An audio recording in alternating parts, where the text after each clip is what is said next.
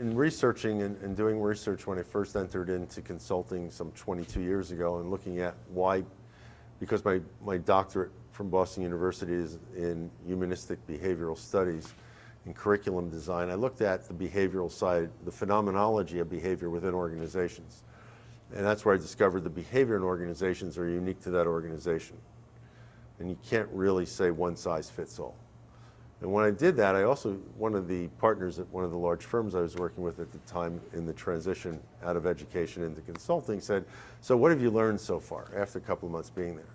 And I said it really simple. People are hired for their technical knowledge, promoted for their success in outcomes or innovation, and fired for their interpersonal behavior.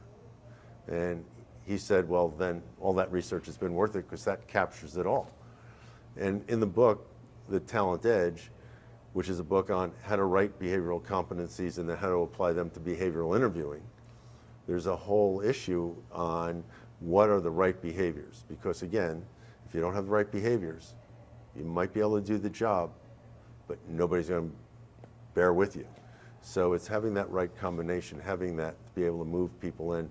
Talent Edge gives a number of examples how to do that, behavioral interview questions.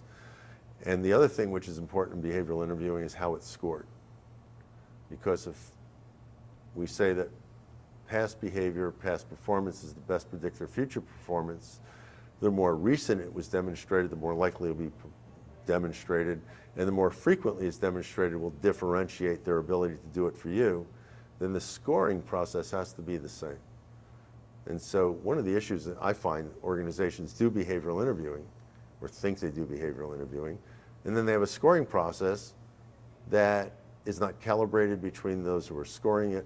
It's not anchored in an understanding of frequency, because behavior is measured by frequency, not how well you do something, but how frequently do you do something when you're asked to do it. And that also links to performance management, because organizations will always put on their performance reviews exceeds expectations. Well, if I am supposed to behave a certain way, and I behave that way every time during the year I'm supposed to do it, then I meet expectations. So while you can have business objectives, hard numbers of exceeding expectations, when it comes to behaviors, whether behavioral competencies or values, it's a pass-fail. You either do it when you're supposed to do it, or you don't do it frequently enough. So organizations, I believe, have to take out this concept of exceeds expectations in performance reviews when it comes to if they have the behaviors involved in it. Because it's okay to respect people 80% of the time, but if you respect them 100% of the time, you exceed expectations? No, you meet expectations if you respect them 100% of the time. It's not situation. Values are not situational. And the other thing just on values is no one value can be more important than another value. A lot of organizations say, well, our core values are this. Well, what are your other values? No, all values are of equal weight, otherwise they're not a value. And whether you want to make a word out of the first letters or do anything else with them, that's fine, but there's no one value. So if, well, this is our important value and this is our secondary value, so therefore we'll make this decision because it doesn't violate one, but it violates the other. No.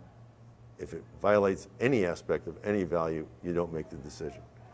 Then you have integrity, because you live your values, and employees, and your employees in the organization will have the respect for you because you are predictable. And that predictability is something that we have as a result of being a teenager. We want to know that what we've been taught by our parents will still happen.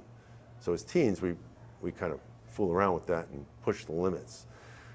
When parents come back with great consistency, then the teenager says, I know my limits. It's when they can't make a decision or say, oh, let them experiment or let them do this. Then parents find out their kids are all over the place. Well, we always like to know how the other shoe is going to drop. If you play a popular song on piano but don't play the last four notes, everybody finishes at their head. Works the same way. They want to know that for every action, there'll be a reaction, and that reaction is predictable according to the values of the organization. As one of my clients said to me, one of the senior executives said to me when they read the values, it's over, he says, well, we can throw out the rule book. Because if that's the way people are going to behave every day, we have nothing to worry about. I've got more time to play golf.